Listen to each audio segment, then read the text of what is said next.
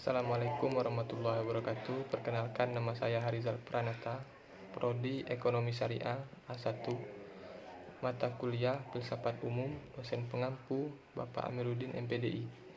Baiklah, di sini saya akan menjelaskan materi dengan judul Sejarah Filsafat Abad Pertengahan, para tokoh dan pemikirannya. Filsafat abad pertengahan melahirkan suatu zaman yang baru di tengah-tengah bangsa yang baru, yaitu bangsa Eropa Barat. Di dalam masa pertumbuhan dan perkembangan filsafat Eropa belum memunculkan para ahli pikir. Akan tetapi, setelah abad ke-6 Masehi, muncullah para ahli pikir yang mengadakan penyelidikan filsafat. Jadi, filsafat Eropa lah yang mengawali kelahiran filsafat Barat abad pertengahan. Filsafat pada abad ini dapat dikatakan sebagai abad gelap, karena pada saat itu tindakan gereja sangat membelenggu kehidupan manusia, sehingga manusia tidak lagi memiliki kebebasan untuk mengembangkan potensi yang terdapat dalam dirinya. Orang-orang yang mengemukakan pendapat tentang kajian-kajian atau pemikiran yang bertentangan dengan ajaran gereja akan mendapatkan hukuman yang berat. Pihak gereja melarang adanya penyelidikan berdasarkan rasio terhadap agama. Kajian tentang agama yang tidak berdasarkan ketentuan gereja akan dilarang dengan ketat. Walaupun demikian, ada juga yang melanggar larangan tersebut, dan mereka dianggap orang murtad dan kemudian diadakan pengejaran. Masa abad pertengahan ini terbagi menjadi dua masa, yaitu masa parastik dan masa skolastik. Pada masa skolastik terbagi menjadi skolastik awal, puncak, dan skolastik akhir. Yang pertama, masa parastik. Istilah parastik berasal dari kata Latin pater atau bapak, yang artinya para pemimpin gereja. Para pemimpin gereja ini dipilih dari golongan atas atau golongan ahli pikir. Dari golongan ahli pikir ini menimbulkan sikap yang beragam pemikirannya. Mereka ada yang menolak filsafat Yunani dan ada yang menerimanya. Bagi mereka yang menolak, alasannya karena beranggapan bahwa sudah mempunyai sumber kebenaran, yaitu firman Tuhan, dan tidak dibenarkan apabila mencari sumber kebenaran yang lain, seperti dari filsafat Yunani. Bagi mereka yang menerima, sebagai alasannya beranggapan bahwa walaupun telah ada sumber kebenaran, yaitu firman Tuhan, tetapi tidak ada jeleknya menggunakan filsafat Yunani, hanya diambil metodenya saja, atau cara berpikirnya. Walaupun filsafat Yunani sebagai kebenaran manusia, tetapi manusia juga sebagai ciptaan Tuhan. Jadi, mereka menerima filsafat Yunani diperbolehkan selama dalam hal-hal tertentu tidak bertentangan dengan agama. Selanjutnya, masa skolastik. Skolastik awal, sejak abad ke-5 hingga ke-8 Masehi, pemikiran filsafat parastik mulai merosot. Terlebih lagi pada awal abad ke-6 dan ke-7, dikatakan abad kacau. Hal ini disebabkan pada saat itu terjadi serangan terhadap Romawi, sehingga kerajaan Romawi beserta peradabannya ikut runtuh, yang telah dibangun selama berabad-abad. Baru pada abad ke-8 Masehi, kekuasaan berada di bawah Karel Agung dapat memberikan suasana ketenangan dalam bidang politik, kebudayaan, dan ilmu pengetahuan, termaksud kehidupan manusia, serta pemikiran filsafat yang semuanya menampakkan mulai adanya kebangkitan. Kebangkitan inilah yang merupakan kecermerlangan abad pertengahan, di mana arah pemikiran berbeda sekali dengan sebelumnya. Skolastik puncak. Masa ini merupakan kejayaan skolastik yang berlangsung dari tahun 1200 sampai 1300, dan masa ini juga disebut masa berbunga. Masa itu ditandai dengan munculnya universitas dan ordo-ordo yang secara bersama-sama ikut menyelenggarakan atau memajukan ilmu pengetahuan. Di samping itu juga, peranan universitas sebagai sumber atau pusat ilmu pengetahuan dan kebudayaan. Ada beberapa faktor yang menyebabkan naiknya masa skolastik. Yang pertama, adanya pengaruh dari Aristoteles, Ibnu Sina sejak awal abad ke-12 sehingga sampai abad ke-13 telah tumbuh menjadi ilmu pengetahuan yang luas. Yang kedua, tahun 1200 didirikan Universitas Alma Mater Perancis. Universitas ini merupakan gabungan dari beberapa sekolah. Alma Mater inilah sebagai awal berdirinya universitas di Paris, di Oxford, di Montpellier, dan lain sebagainya. Yang ketiga, berdirinya ordo-ordo. Inilah yang muncul karena banyaknya perhatian terhadap ilmu pengetahuan sehingga menimbulkan dorongan yang kuat untuk memberikan suasana yang semarak pada abad ke-13. Hal ini akan berpengaruh terhadap kehidupan kerohanian di mana kebanyakan tokohnya memegang peran di bidang filsafat dan teologi, seperti Albertus de Groot, Thomas Aquinas, Bonaventura, dan lain-lain. Selanjutnya, skolastik akhir. Masa ini ditandai dengan adanya rasa jemu terhadap segala macam pemikiran filsafat yang menjadi kiblatnya sehingga memperlihatkan stagnasi atau kemandekan.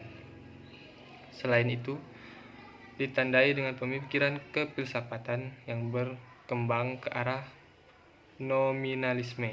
Ialah yang berpendapat bahwa universalisme tidak memberi petunjuk tentang aspek yang sama dan yang umum mengenai adanya sesuatu hal. Pengertian umum hanya momen yang tidak mempunyai nilai-nilai kebenaran yang objektif. Perkembangan skolastik yang paling memuncak dicapai pada pertengahan abad ke-13 dan perempatan pertama abad ke-14. Pada abad ke-14 itu, makin lama timbullah rasa jenuh terhadap segala macam filsafat yang konstruktif. Sebab orang-orang yang setia kepada pemikiran yang membangun menampakkan segala pembekuan. Timbullah dua kelompok pemikir, yaitu dari aliran Thomisme dan Scotisme. Tokoh-tokoh yang hidup pada masa abad pertengahan. Pada masa parastik, yang pertama yaitu Justinus Martin. Menurut pendapatnya, agama Kristen bukan agama baru karena Kristen lebih tua dari filsafat Yunani dan Nabi Musa dianggap sebagai awal kedatangan Kristen. Padahal Musa hidup sebelum Sokrates dan Plato. Sokrates dan Plato sendiri sebenarnya telah menurunkan hikmahnya dengan memakai hikmah Musa. Selanjutnya dikatakan bahwa filsafat Yunani ini mengambil dari kitab Yahudi. Pandangan ini didasarkan bahwa Kristus adalah Logos. Dalam mengembangkan aspek Logosnya ini, orang-orang Yahudi kurang memahami apa yang terkandung dan memancar dari Logosnya, yaitu pencerahan sehingga orang-orang Yunani dapat dikatakan menyimpang dari ajaran murni. Jadi, agama Kristen lebih bermutu dibanding dengan filsafat Yunani. Demikian pembelaan Justinus Martin. Yang kedua, Clement. Ia juga bermaksud membela Kristen, tetapi ia tidak membenci filsafat Yunani. Pokok-pokok pikirannya adalah sebagai berikut. Yang pertama, memberikan batasan-batasan terhadap ajaran Kristen untuk mempertahankan diri dari otoriter filsafat Yunani. Yang kedua, memerangi ajaran yang anti terhadap Kristen dengan menggunakan filsafat Yunani. Yang ketiga, bagi orang Kristen, filsafat dapat dipakai untuk membela iman Kristen dan pemikiran secara mendalam. Yang ketiga, Tertullianus.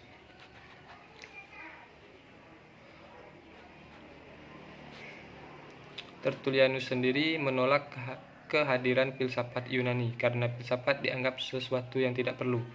Bagi dia berpendapat bahwa wahyu Tuhan sudahlah cukup.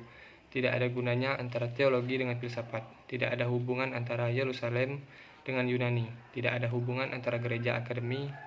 Tidak ada hubungan antara Kristen dengan pertemuan baru. Yang keempat, Agustinus. Sejak mudanya, ia telah mempelajari bermacam-macam aliran filsafat, antara lain Platonianisme dan skeptisisme. Ia telah diakui keberhasilannya dalam membentuk filsafat Kristen yang berpengaruh besar dalam filsafat abad pertengahan, sehingga ia dijuluki sebagai guru skolastik yang sejati.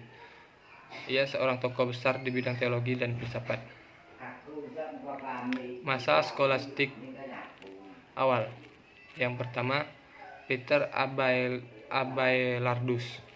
Ia mempunyai kepribadian yang keras dan pandangannya sangat tajam, sehingga seringkali bertengkar dengan para ahli pikir dan pejabat gereja. Dia termasuk orang konseptualisme dan sarjana terkenal dalam sastra romantik, sekaligus sebagai rasionalistik. Artinya, peranan akal dapat menundukkan kekuatan iman. Iman harus mau didahului akal.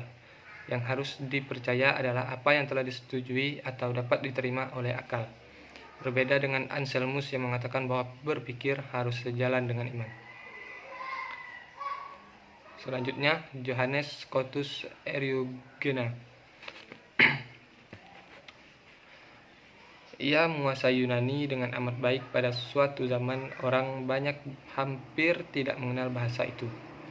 Juga ia berhasil menyusun suatu sistem filsafat yang teratur serta mendalam pada suatu zaman ketika orang masih berpikir hanya dengan mengumpulkan pendapat-pendapat orang lain saja. Sekalipun demikian, dia masih juga dipengaruhi tokoh-tokoh lain, yaitu Agustinus dan Dionysius dari Areopagos. Selanjutnya, skolastik puncak, Albertus Mangunus. Ia dikenal sebagai cendekiawan abad pertengahan. Ia lahir dengan nama Albert von Bolstad, yang juga dikenal sebagai Doctor Universalis dan Dr. Magnus. Ia mempunyai kepandaian luar biasa. Di Universitas Padua, ia belajar artes liberalis, ilmu-ilmu pengetahuan alam, kedokteran, filsafat Aristoteles, belajar teologi di Bologna, dan masuk Ordo Domitian tahun 1223. Selain daripada itu juga, ia mengantarkan ajaran Aristoteles Eropa Barat, yang oleh karenanya telah membuka keterangan yang baru bagi pemikiran Kristiani terhadap gagasan-gagasan dasar filsafat Aristoteles. Lebih dari siapapun, ia telah memperkenalkan Aristoteles pada dunia barat. Skolastik akhir. Pada masa ini, yang pertama, William Occam. Ia merupakan ahli pikir Inggris yang beraliran skolastik.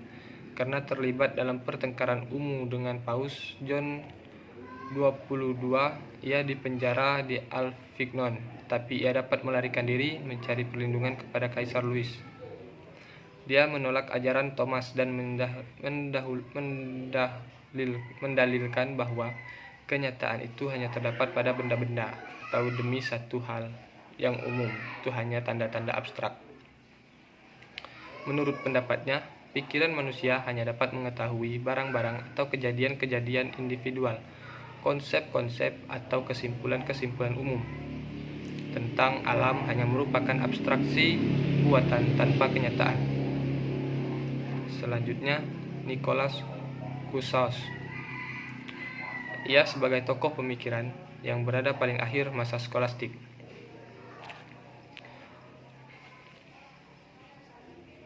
Ia berpendapat seharusnya manusia menyadari akan keterbatasan akal, sehingga banyak hal yang